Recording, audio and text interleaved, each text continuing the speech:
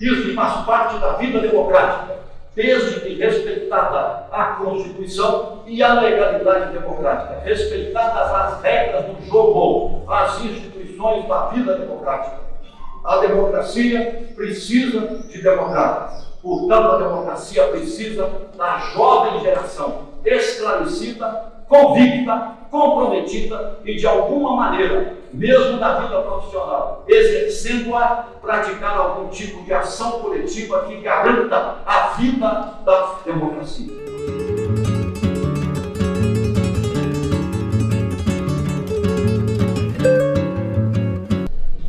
Então, gostaria de chamar para compor a mesa o professor João Batista dos Mares Guia, que é sociólogo e antropólogo, professor de Sociologia da UFMG, foi secretário de Estado da Educação de Minas Gerais entre 1995 e 1998, é consultor do Banco Mundial e da Fundação Roberto Marinho, consultor em educação.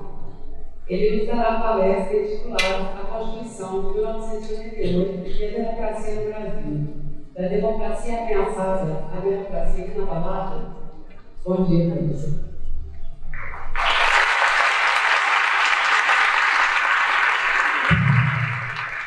Bom dia. Doutora Cláudia, grato e honrado a você, a toda a equipe da Faculdade de Direito, a essa notável Universidade Federal de Juiz de Fora, e naturalmente também grato e honrado a todos vocês, alunos aqui presentes.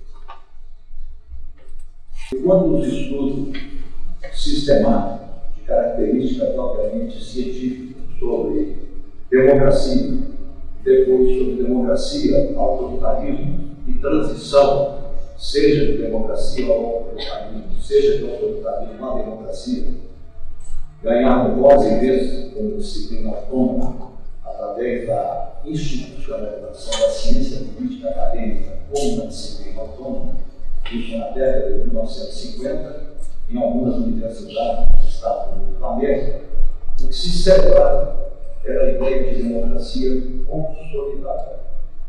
Estimava-se que o modelo, falava-se modelo, que se tornou um referencial acadêmico e teórico, seria a democracia liberal americana, exatamente os anos voltados da democracia planetária no pós-Segunda Guerra Mundial. Com efeito, a democracia triunfava amplamente no continente europeu e também não só na Europa continental, no Reino Unido, mas no Oriente, na Austrália, no Japão, com maior dificuldade seria construída na Índia, mas nos Estados Unidos exibia-se de modo triunfal, exemplar. A ideia de democracia consolidada, ao contrário do que hoje a literatura de ciência política começa a, diria, consagrar, tinha como suporte, primeiro, a vigência do Estado de Direito.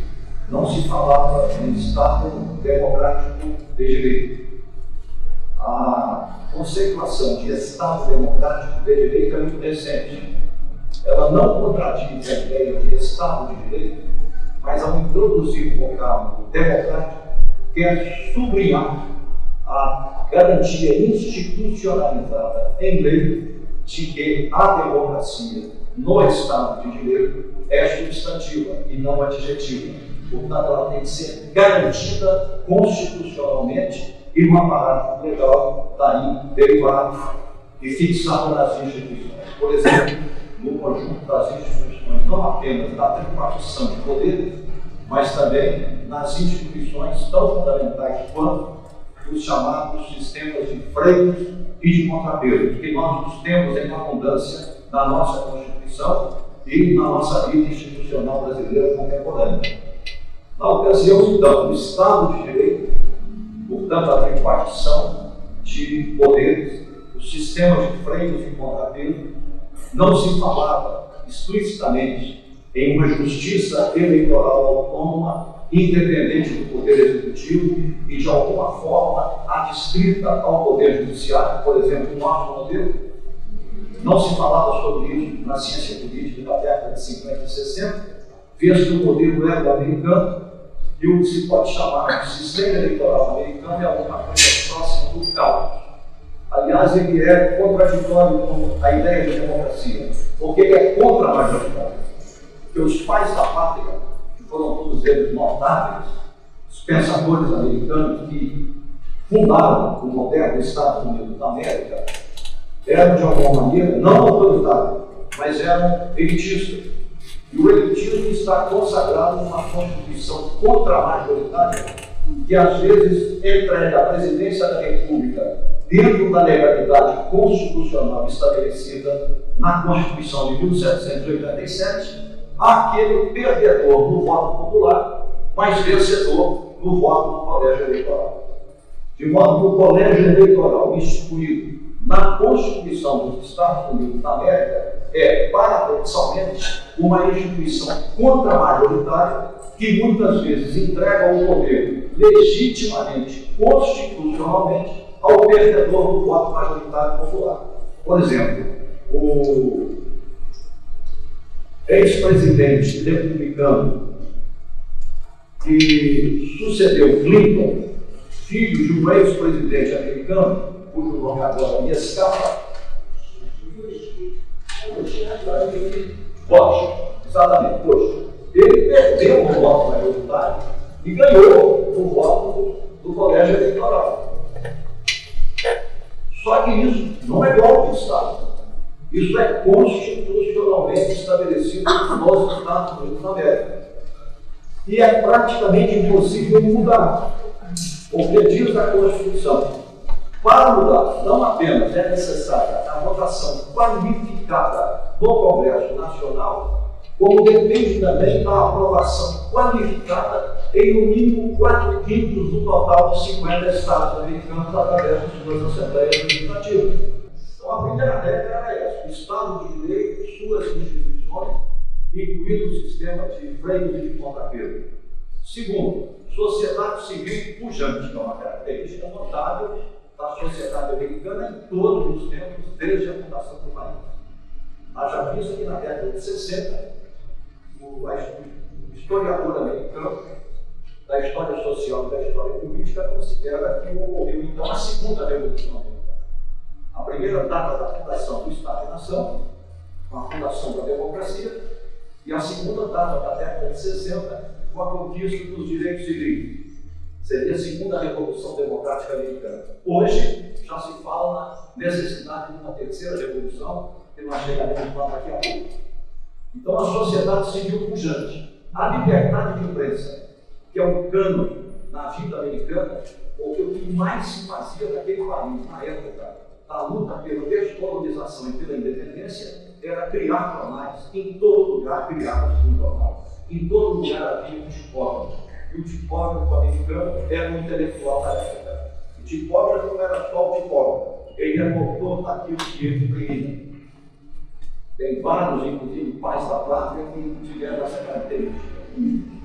A outra característica da sociedade americana, além da sociedade civil pujante, da liberdade de imprensa, era, obviamente, o fundamento, a liberdade individual. A liberdade individual é, por assim dizer, a pedra sobre a qual se assenta toda a concepção da democracia liberal americana. Portanto, não há crime de consciência, como havia precedentemente, ou crime de opinião. A liberdade de imprensa é alguma coisa celebrada como intocável, um bem público fundamental, e esses fundamentos foram a base da democracia liberal americana. E um quinto fundamento, que acontece no pós-guerra, os Estados Unidos emergem como o país capitalista mais poderoso do planeta, financiou o Reino Unido, financiou a União Soviética na luta contra o nazismo, o abastecimento de armamentos e assim por diante, e iria financiar a reconstrução da sociedade europeia, que estava liquidada em ruínas, inclusive físicas, literalmente, e a reorganização do capitalismo europeu, e com isso também da instituição institucionalidade democrática dos países europeus, quando começa a Guerra Fria a partir de 1947, e a questão se torna comunismo de um lado, democracia de outro, socialismo de um lado, capitalismo de outro. Essa Guerra Fria viria até 1989. Então, esses são os fundamentos na sociedade afluente. A ideia de que quem vem do trabalho, que é muito celebrado na ética americana, teria o direito de ascender a uma vida de classes médias. É a ideia de sociedade afluente. Esses eram os 5 fundamentos da ideia da democracia liberal, com a afluência socioeconômica, com o registro de que não se falava em estado de bem-estar social nos Estados Unidos, porque é um país no qual, na Constituição e na legislação ordinária, não existe a figura dos direitos sociais. Não há propriamente uma legislação trabalhista e uma legislação de bem-estar, ao contrário do capitalismo e da democracia europeia, que se constitui no pós-guerra sobre a base do ideário da chamada social-democracia, que é um pacto entre as classes sociais no capitalismo, no mercado, porém com políticas públicas socialistas financiadas por tributação progressiva sobre ganhos financeiros, sobre a renda e assim por diante. Portanto, a ideia da social-democracia, mais avançada do que a democracia liberal americana, mas ambas igualmente democráticas, aí tem uma hierarquia, se assentava na ideia de que as lutas de classe, ao contrário de revolucionárias, elas seriam instituidoras da própria democracia, seriam fatores de democratização da própria democracia, de aprofundamento de direitos sociais, de consolidação do estado de bem-estar social. Aí vem a questão propriamente política. Quem põe o riso no lugar? Direitos custam muito dinheiro, direitos sociais custam muito dinheiro. Manter a previdência pública, ainda mais numa sociedade demograficamente envelhecendo-se cada vez mais, portanto, você passa a contar as dezenas de milhões os aposentados que dependem da aposentadoria, isso custa muito dinheiro público ao Tesouro. Quem é que vai financiar o Tesouro? Direitos sociais, de modo geral, férias, a remuneração de férias, os direitos trabalhistas, tudo isso custa muito recurso. De onde vem? De tributação. Mas quem são os tributados? Quando se pergunta quem são os tributados, ninguém quer ser tributado. Então você vai resolver isso com luta política. E essa luta política na legalidade, ela adquire rapidamente a fisionomia de uma luta de classes na democracia, na legalidade. Há pessoas que não gostam de ouvir a expressão luta de classes. Ela adquire historicamente uma conotação como se fosse algo vinculado ao marxismo. Quem falou em classes sociais pela primeira vez foram os economistas clássicos ingleses. Não foi Marx. Adam Smith falava em classe social antes de Marx falar em luta de classe. As lutas de classe há e existem. Não apenas há, mas existem. Mas existem. Mesmo que haja uma mudança na estrutura das classes, elas existem. Então, quem põe o riso no gato? De onde vem o dinheiro? O dinheiro viria, na Europa, de tributação progressiva sobre o imposto de renda devido, conforme a renda, maior tributação, maior alíquota, conforme a renda se mais baixa, menor alíquota. Portanto, você faria uma espécie de compensação entre os mais poderosos e os mais desiguais, através de uma política tributária mais equânime. Mas isso envolvia luta política e luta de classe. Portanto, na democracia, nós temos perpetuamente uma espécie de combinatória de disputa do poder político entre as classes sociais, e nenhuma classe é detentora de todo o poder, senão não seria democracia. O federalismo, por exemplo, é uma evidência maravilhosa da distribuição do poder entre os diferentes, partidária, política, ideologicamente e até em termos de classes sociais. Não é por acaso que todos os autoritários e todos os autoritarismos odeiam o federalismo, porque o federalismo não só desconcentra, como descentraliza poderes e concede aos entes federados, estados e municípios, poderes autônomos notáveis, um judiciário relativamente autônomo, uma estrutura fazendária de coleta de tributo autônoma, poderes políticos autônomos, um poder legislativo autônomo, poder legislativo central e assim por diante. E, em certo grau, isso se replica na esfera municipal, inclusive com o poder de tributação e com o poder de polícia, que os estados também têm. Então, os autoritários odeiam, por natureza, o federalismo. É mais ou menos Narciso, que odeia tudo que não é espelho. Os autoritários odeiam tudo que não é autoritário. Então, a democracia é algo, por natureza, completamente incompatível com o pensamento autoritário. Eu tomei de empréstimo aqui a frase da música do Pérez, que é genial. Pois bem, assim nós vivemos os chamados anos gloriosos, ou os anos dourados, que duraram de 1945, no pós-guerra, até o final dos anos 70, primeira metade dos anos 80. Quando chegamos nessa ocasião, houve um aprofundamento muito amplo de direitos em geral, através de lutas políticas, de lutas sociais, inclusive nos Estados Unidos. O Partido Democrata passou a ser muito pressionado nessa direção e houve uma reação planetária, cujo resultado será o chamado neoliberalismo.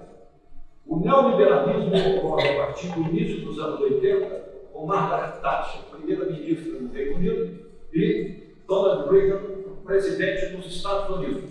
Não foram eles que o inventaram, foi um conjunto de situações que tem como substrato na infraestrutura a revolução científica e a revolução tecnológica, que irão introduzir mudanças estruturais e definitivas no mundo do trabalho, no mundo da produção, com a automação.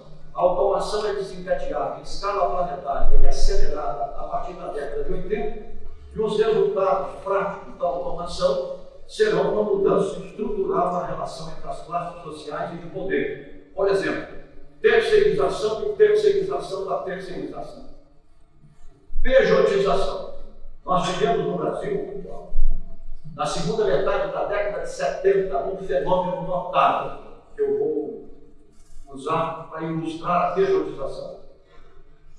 Na ditadura de 1964, os pais dos jovens profissionais do final da década de 70 apoiaram a ditadura na crença de que havia uma ameaça que eles chamavam de república sindicalista.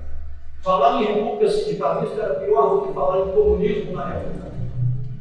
Entretanto, os filhos dos que condenavam a república sindicalista, ao se formarem na década de 70 em medicina, engenharia, direito, sociologia e assim por diante, eram todos assalariados e foram todos ao macacão e à graxa, não.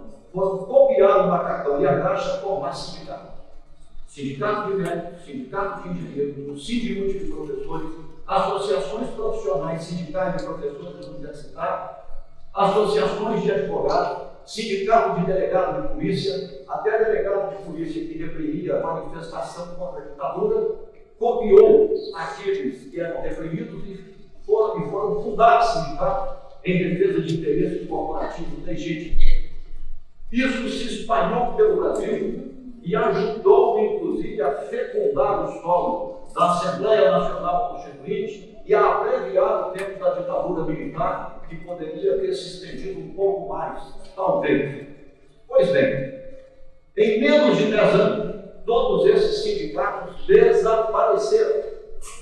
E não havia mais médico contratado no hospital ou clínica com carteira de trabalho. Havia um médico pejotizado.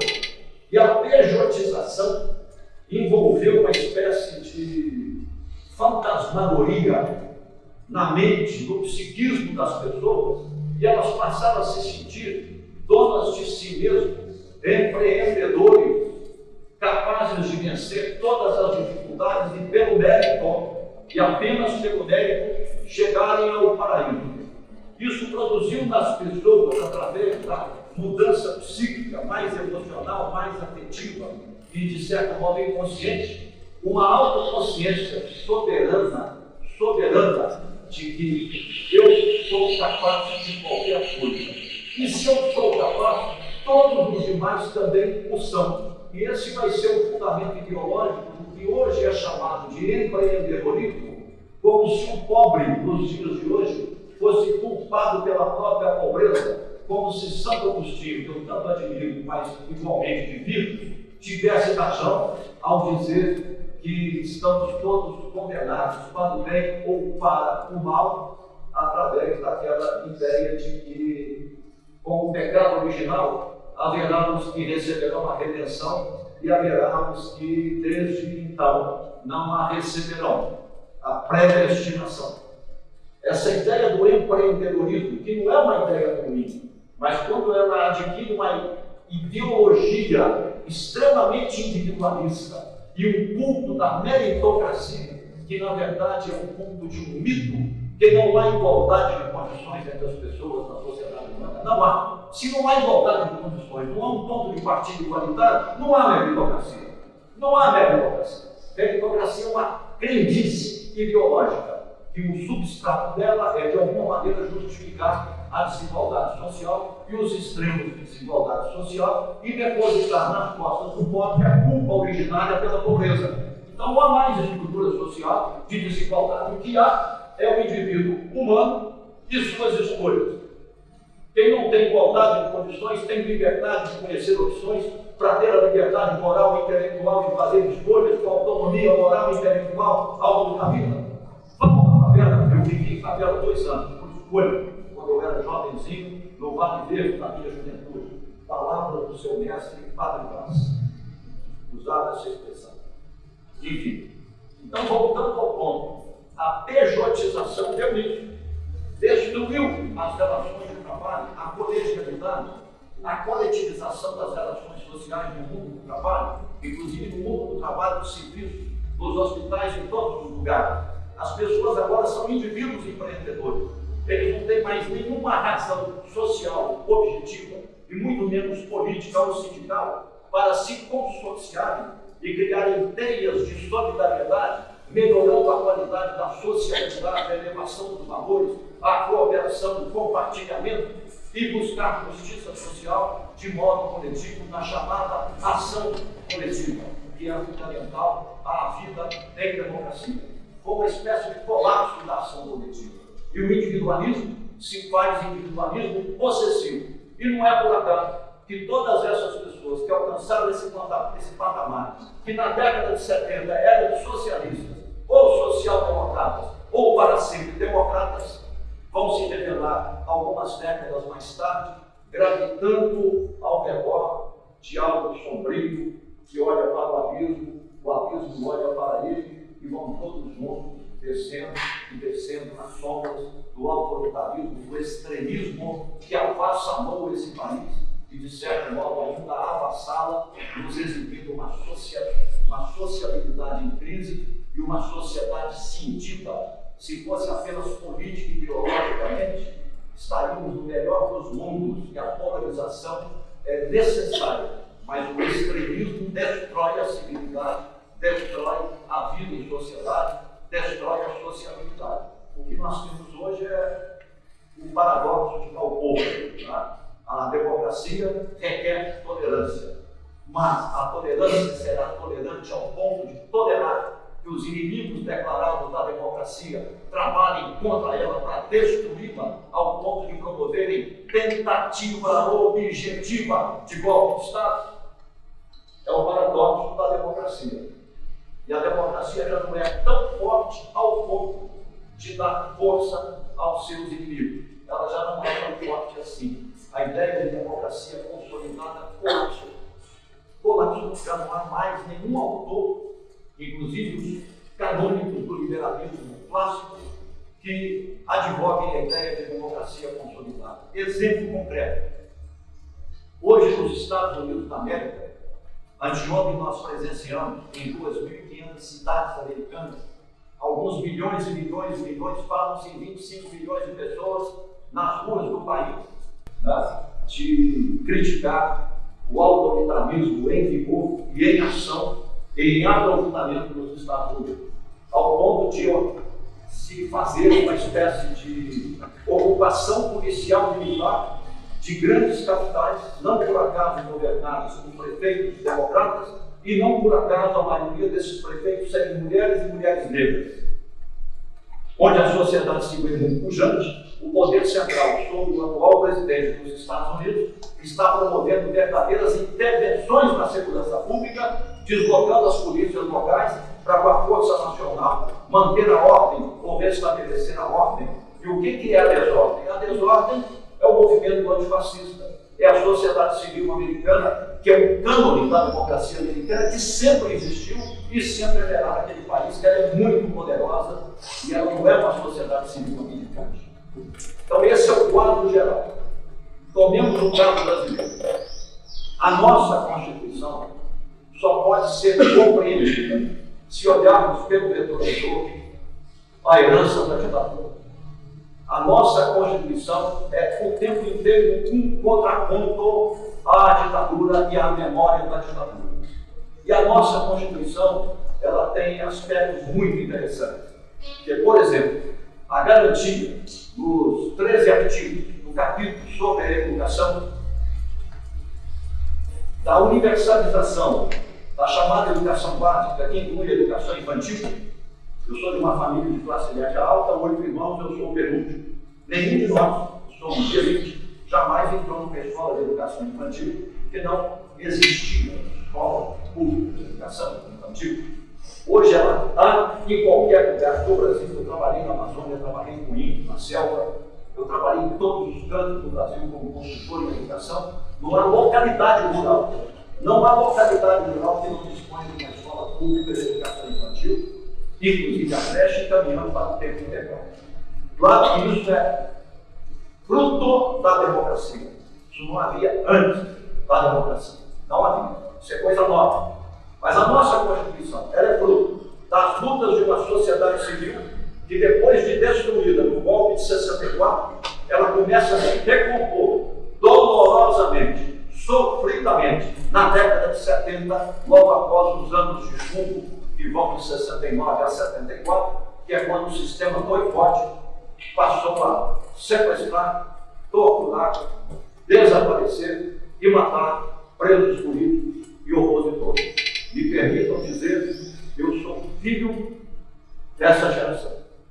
Eu passei por isso, testemunhei isso, fui preso por crime de opinião, fui preso por crime de consciência, 2 anos, 4 meses torturado, sem a família saber onde é que eu estava, e a única coisa que conseguiram dizer a meu respeito, porque o bom Deus me deu a coragem que Guimarães Rosa celebra, ele diz na vida, ele precisa mesmo é coragem.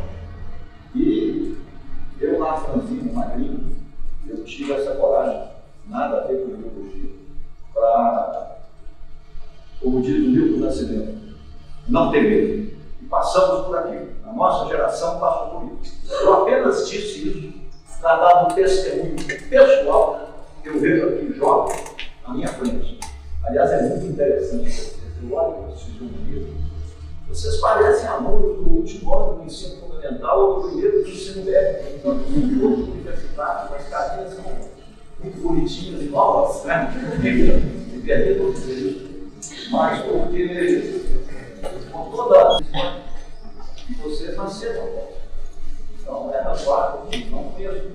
Mas é importante que, numa oportunidade como essa, dizer que sim, ela aconteceu e eu sou testemunho vivo. Aliás, eu voltei à Universidade Federal de Minas Gerais, que a reitoria e o Conselho Universitário me agraciaram uma homenagem que é inesquecível, ao me reconhecerem como professor universitário de Sociologia, que fui, mas fui retirado da minha universidade quando começava a minha carreira acadêmica, fazendo mestrado em Ciência Política, contratado em tempo integral em dedicação exclusiva e autor de alguns artigos que foram utilizados no curso de Sociologia. O Exército simplesmente me tirou da universidade.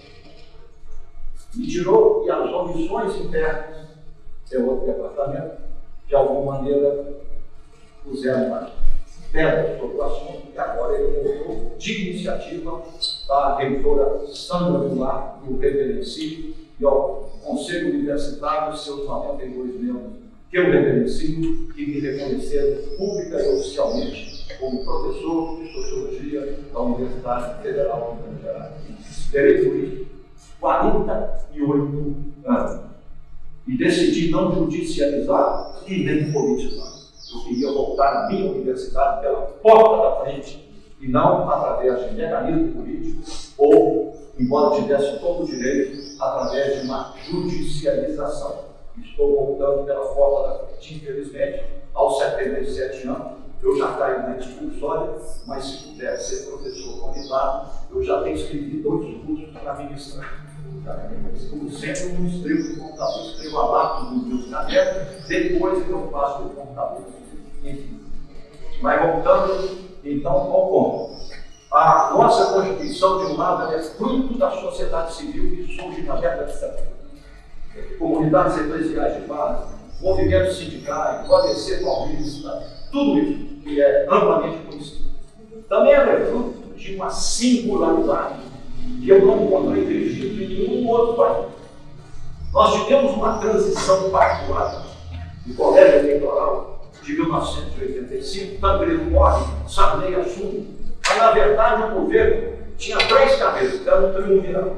Era o Sarney, o Ulisses Guimarães, que era tríplice coroado, presidente do então PMDB, presidente da Câmara dos Deputados e presidente da Assembleia Nacional Constituinte, que os conservadores queriam uma Constituinte congressual, como padrão de votação típico do Congresso Ordinário. E o movimento social conseguiu que, embora congressual, ela fosse soberana, portanto, como padrão de votação típico de uma Assembleia Constituinte. E assim conseguimos. E a terceira cabeça era o general Leônidas Pires Gonçalves, que era, por assim dizer, a figura garante do Pacto Civil Militar da transição conservadora que acontece em 1985. Só que as ruas vinham da campanha das diretas de 84 e implodiram o Pacto das Elites. E as ruas ganharam Brasília, e as ruas de Brasília ganharam o solo da Assembleia Nacional Constituinte, que foi fecundado pela sociedade civil.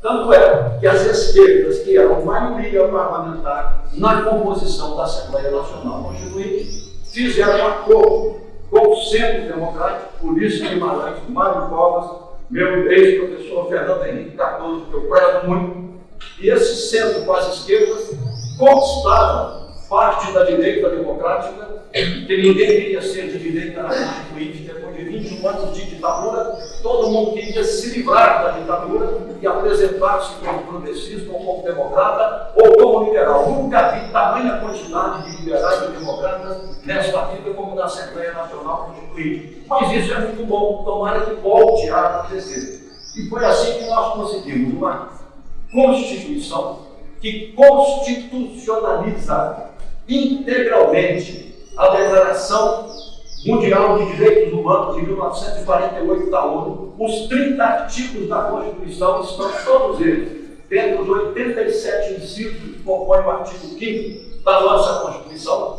os chamados direitos fundamentais. Todos os direitos humanos estão lá. Vocês que são da área de direito, ao lerem com atenção os incisos, vão se deliciar com a narrativa brilhante sobre, afinal de contas, o que é o devido processo legal. Está tudo lá no artigo 5º da nossa Constituição. Constitucionaliza o Estado de bem-estar social, ao criar e constitucionalizar o SUS, ao criar e constitucionalizar o sistema de segurança social, ao criar e constitucionalizar as instituições da chamada assistência social, constitucionaliza a reforma agrária, que era tida e havida como assunto de comunistas, lá nos idos de 84. É muito engraçado a questão da apropriação ideológica da realidade. Quem mais fez reforma agrária na história humana foi o Império Romano. Nunca soube que fosse comunista. Depois do Império Romano foi Napoleão Bonaparte, que depois de encantado com a República virou imperador. Mas moveu a história e acabou com o feudalismo europeu. Fez reforma agrária. E a terceira das maiores reformas agrárias foi a reforma agrária no território dos Estados Unidos da América, e ainda que é o preço dolorosíssimo da destruição dos povos indígenas americanos. Eles saíram da costa atlântica e chegaram à costa do Pacífico reforma agrária com 2 anos de prazo para a propriedade que recebia o medida em acres se tornasse produtiva. Quando não havia trator, não havia tecnologia, não havia nada, era o homem e a mulher e a legião de filhos trabalhando para moldar, afinal de contas, as pequenas fazendas produtivas e assim por diante. Essas foram as reformas agrárias. E quando se tentou fazer reforma agrária em terras devolutas de propriedade da União, disseram aqui que isso era comunista, e o João Goulart, que pode ter sido tudo, mas jamais foi comunista, por sinal era um grande proprietário rural, altamente produtivo, era um estancieiro, produtor de carne, exportador de carne e produtor de chá, tradição gaúcha, lá na fronteira com a Argentina, que no entanto diziam que a nossa Constituição constitucionalizou a reforma agrária, dentre outras bondades, que lá estão. Entretanto, todos os lados ganharam um pouco. E o que nos diz a nossa Constituição sobre a democracia? Vale a pena para consolidar aqui, caminhando para o encerramento. Eu já estou no ponto de chegar aí. Então, o que nos diz a nossa Constituição sobre a democracia? Olha o cano, os fundamentos. Primeiro, liberdade individual. Corolário da liberdade individual é o reconhecimento, respeito, internalização com valor e louvor à ideia de diversidade social. Toda ela. A ideia de dignidade do ser humano, portanto, a dignidade da individualidade humana, a inviolabilidade da dignidade humana. O que significa que escolhas na esfera da vida privada, da vida íntima, são escolhas do indivíduo que são como tais, pertencentes à individualidade humana inviolável. Ninguém tem que arbitrar sobre escolhas humanas, inclusive na dimensão da sexualidade, da vida sentimental e assim por diante.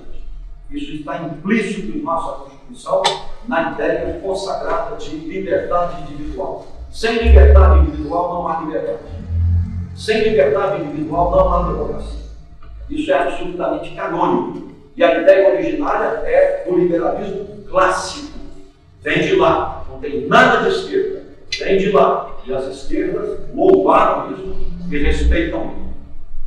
Segundo fundamento, a representação pelo voto, sendo o voto uma expressão da liberdade individual, do poder de escolha originário do indivíduo livre.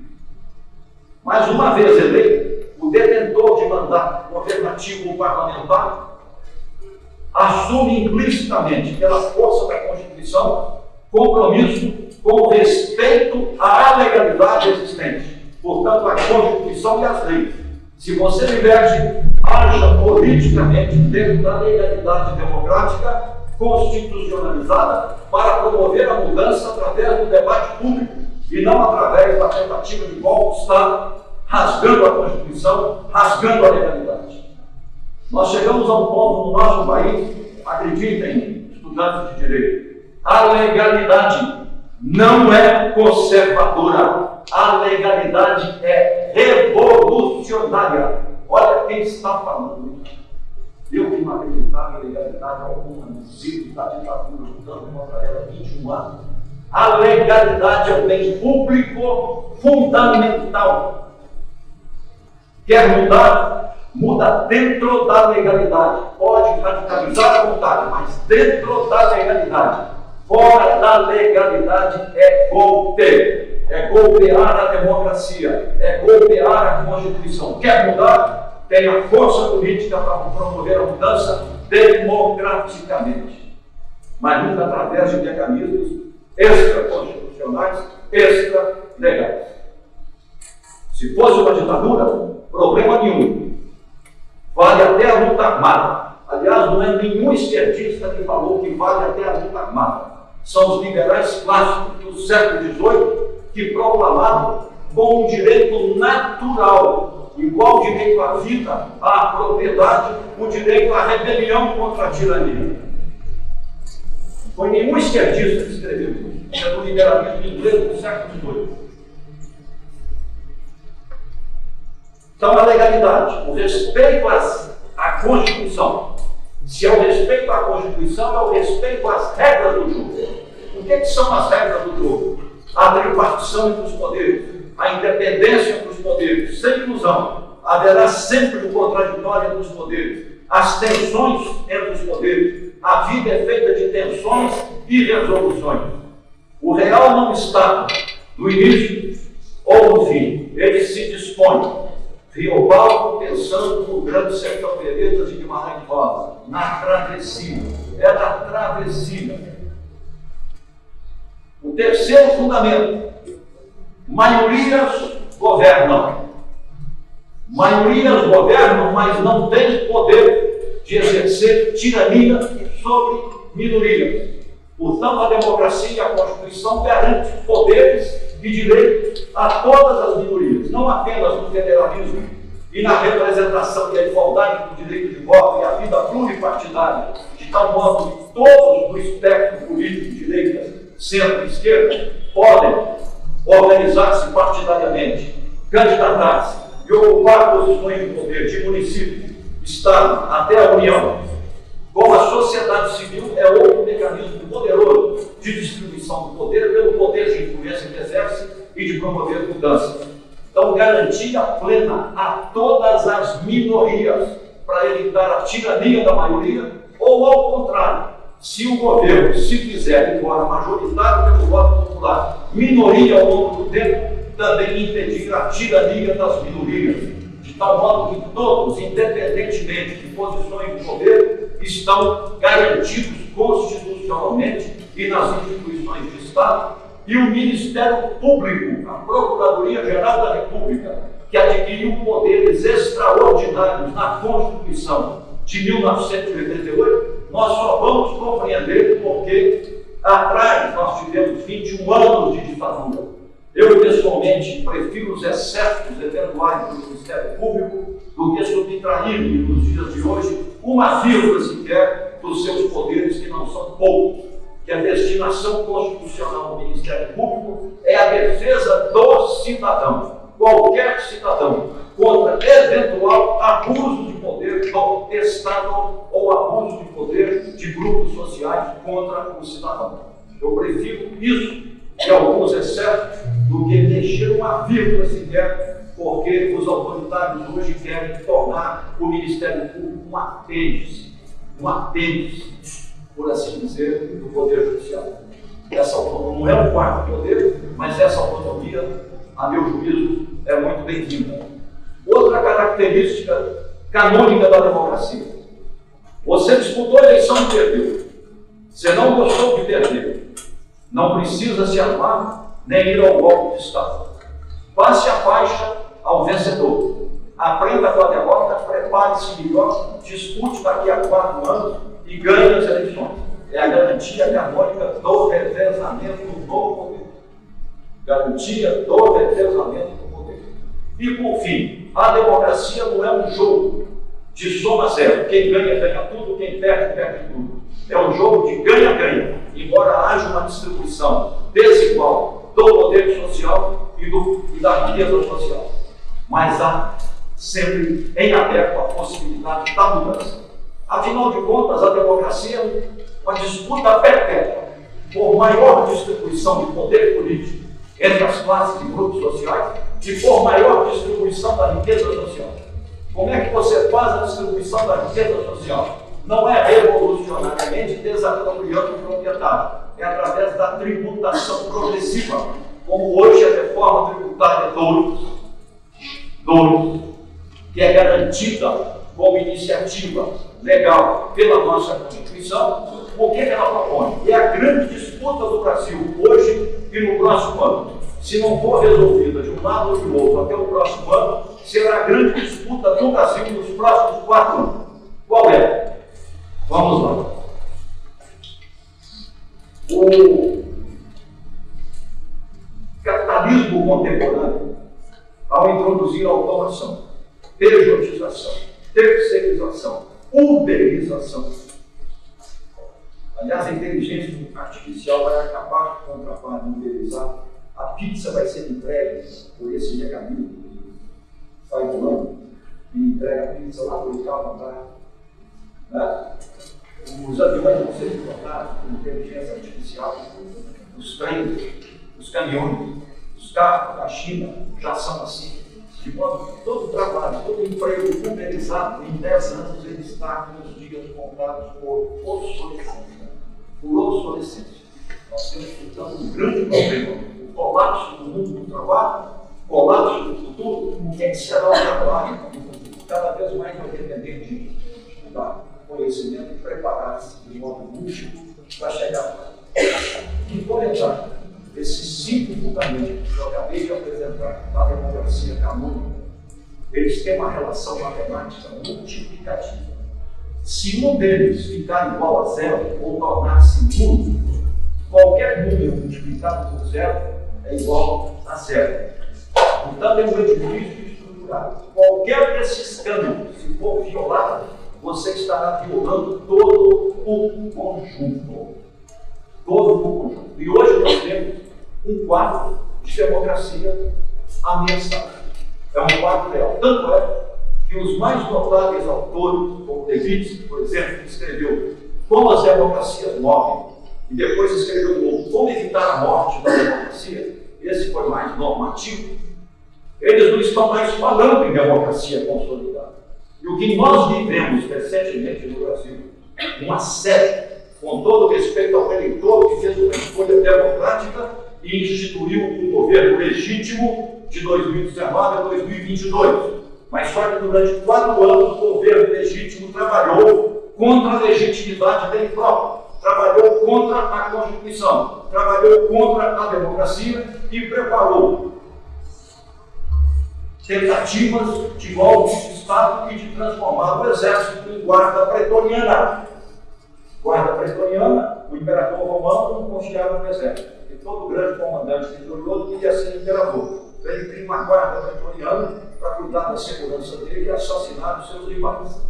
Tentou-se transformar o exército brasileiro em guarda pretoriana do presidente eventual. E nós chegamos ao 8 de janeiro de 2023.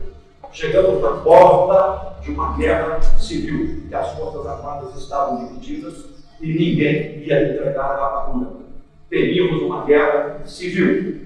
Isso passou.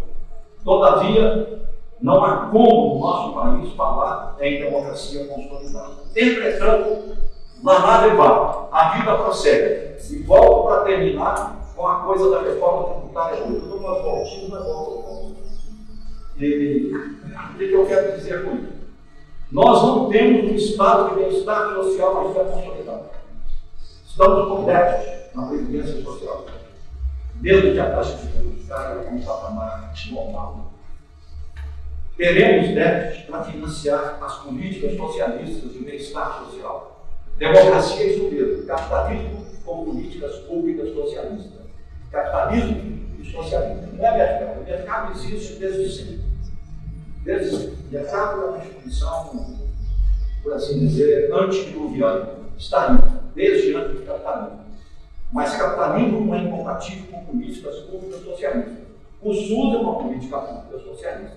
Universidades federais públicas e gratuitas, escola pública e gratuita, que aliás existe nos Estados Unidos também, que é a escola pública de ensino fundamental e médio, é uma política pública socialista, bancada com tributação progressiva. Tá? Mas é insuficiente. Porque no Brasil, enquanto as classes médias, professores universitários, pagam 27,5% de imposto de renda, porque a qualidade da educação pública fundamental é baixa, vamos à escola particular. Porque ainda não confiamos no SUS, embora seja excelente a meu juízo. Então vamos ao plano de saúde privado. Isso exaure o orçamento das famílias de classe média. Exaure. Mas enquanto isso, o Brasil é uma pirâmide, do ponto de vista de distribuição de renda, que culmina com uma torre. Essa torre contém cerca de 180 mil famílias e culmina com uma agulha acima da torre, que contém 140 mil famílias que são proprietários de 40% da riqueza nacional. O que se pretende com a reforma tributária? Primeiro, fazer com que muitos ricos e ricos paguem o imposto de renda na pessoa física. Porque de motorista a casa, contas da casa, compra de alimentos, viagens e tudo mais, é tudo uma empresa pejotizada, não se paga imposto de renda da pessoa física. Qual é a proposta? 10%. Não 27,5%. 10%. E olha a reação contrária. Segundo, tributar dividendo.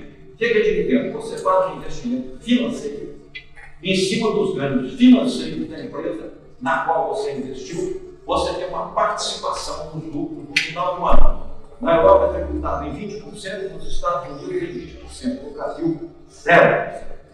Terceiro, condenar o Brizola como se fosse um cão. O Brizola a vida inteira falava em tributar as remessas de lucro das empresas transnacionais. Na Europa, 20%. Na Austrália, 20%. No Brasil, agora, aprovou-se uma progressividade que não sei se vai chegar em 20%. Em quarto lugar, a tributação de transmissão de herança. No Brasil, é de 4%. Na Europa, 40%. Países capitalistas. Nos Estados Unidos, 50%. Que é uma ética do trabalho nos Estados Unidos. Ela não é necessariamente de origem religiosa. Há uma ética do trabalho, segundo a qual o pai e a mãe trabalharam e criaram a riqueza. Os filhos não criaram nada. Então eles não merecem herdar tudo. Nem tanto ao céu, nem tanto à terra. 50% ficará para a próxima geração. 50% para o tesouro comum. Fez um acordo. Metade dos 50% pertencente ao tesouro, 25% vão ao tesouro. Os outros 25% a família pode destinar. É por isso que toda a universidade americana, do campus às edificações, aos equipamentos, tudo é dólar. As plaquinhas famosas. Eu tenho 2 netas americanas, minha filha mora lá há 20 anos, elas estudam em escola pública, meu amigo também, são verdadeiros parques maravilhosos, doados por famílias ricas, mas plaquinhas são 50% nos Estados Unidos, 40% na Europa, 4% no Brasil. A turma lá não quer nem ouvir falar de tributação sobre a herança. Sabe qual é a nossa? 10%. E olha a reação. Sem nós fazer um mínimo de redistribuição da riqueza produzida no país, não há como a longo prazo financiar o estado de bem-estar social. Sabe qual é a grande demanda do estado de bem-estar social? O crescimento exponencial da população de idosos. De idosos, sendo estado de bem-estar social, quem vai cuidar dele? Então, hoje nós vivemos, eu não diria um dilema da democracia. Mas a democracia, para terminar, precisa de democratas. Precisa de você com nítida consciência teórica, jurídica, política e ideológica em defesa da democracia. E a democracia faça a sua escolha. A democracia minimalista reúne direita democrática, centro democrático, esquerda democrática em torno do acordo sobre os 5 cânones. Todos defendem igualmente. Daí para frente é a democracia maximalista.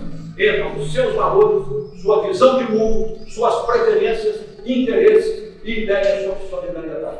Uns vão querer mais socialismo, outros vão querer mais mercado. Uns vão querer aprofundar o estado de bem-estar social, outros vão querer, cada um se vire pelo mérito próprio. Isso faz parte da vida democrática, desde que respeitada a Constituição e a legalidade democrática, respeitadas as regras do jogo, as instituições da vida democrática.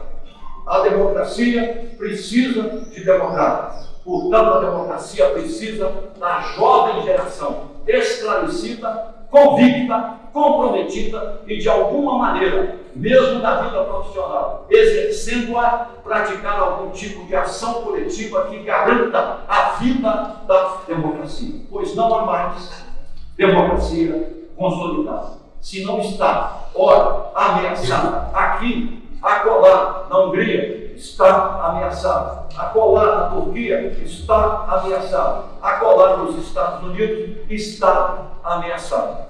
E não se sabe sobre o futuro. O futuro chama-se incerteza. Não é sombrio. É a vida. E a vida é uma maravilha.